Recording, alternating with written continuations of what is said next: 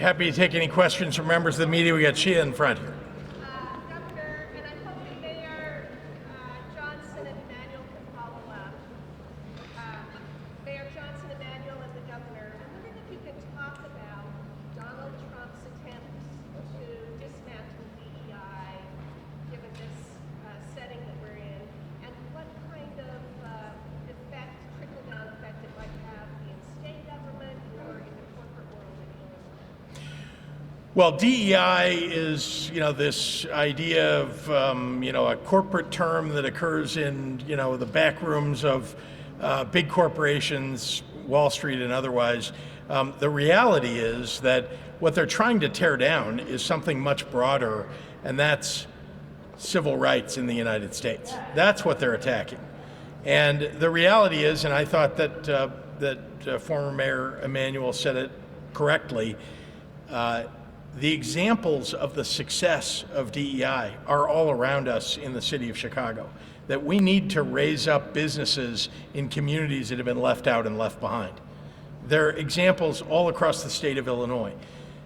Investments that need to be made in communities that are, frankly, underrepresented, underserved, and struggle. And yet we've been succeeding in Illinois, lifting up those businesses.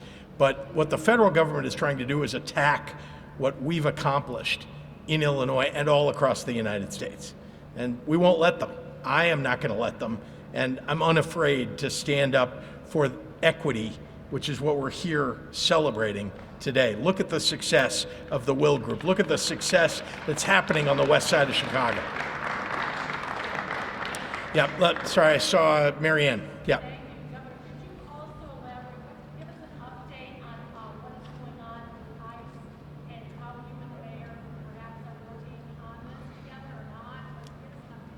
I don't have an update for you. The federal government has not communicated with the state of Illinois. That is an indication to all of you that it's all about chaos and confusion. It is not about accomplishing something. And I've said many times, violent criminals who are undocumented in this country should be deported. There is a federal law that allows that deportation. But when we're talking about undocumented people who have been living law-abiding lives and raising families in the United States, we need comprehensive immigration reform. We need to give them an opportunity to stay in this country legally. That's clearly not something that Donald Trump believes in. And I will stand up for residents of the state of Illinois who are abiding by the law, who are holding down jobs, who are paying taxes. I mean, we should stand up for them. That is the right thing to do. But he's trying to tear things down.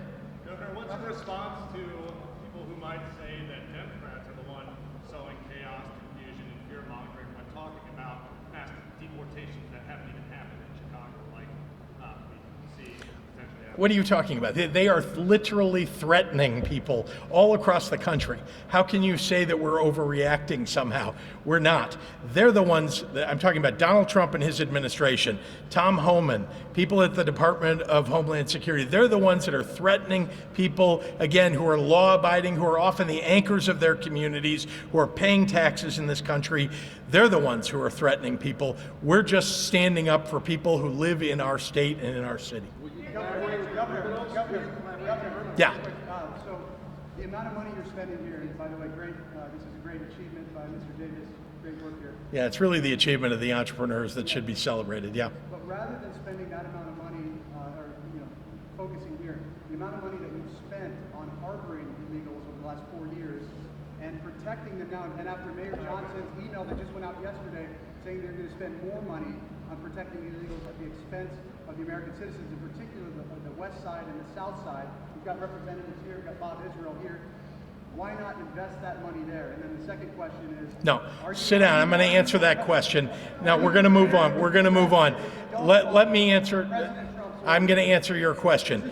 The money that we spend in the state of Illinois is about protecting the residents of the state of Illinois. That is what it is about.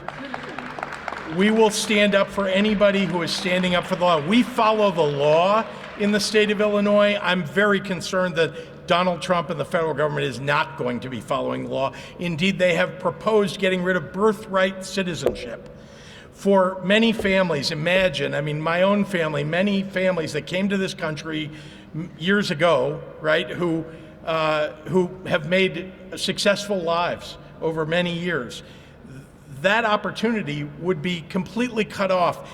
It's unconstitutional what they're suggesting. It's in the Constitution that we protect birthright citizenship. We all ought to stand up for the Constitution. This president does not. Why don't you collaborate with the Venezuelans? Why don't you collaborate with ICE with the Venezuelans? Question over here. Thank you.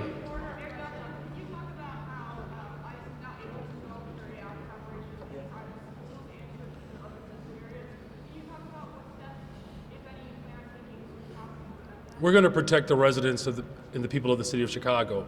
As a welcoming city, as a sanctuary state, our welcoming city ordinance, alongside of the complementary law of the Illinois Trust Act, is full demonstration of our commitment to protect the residents of this city. Any notion that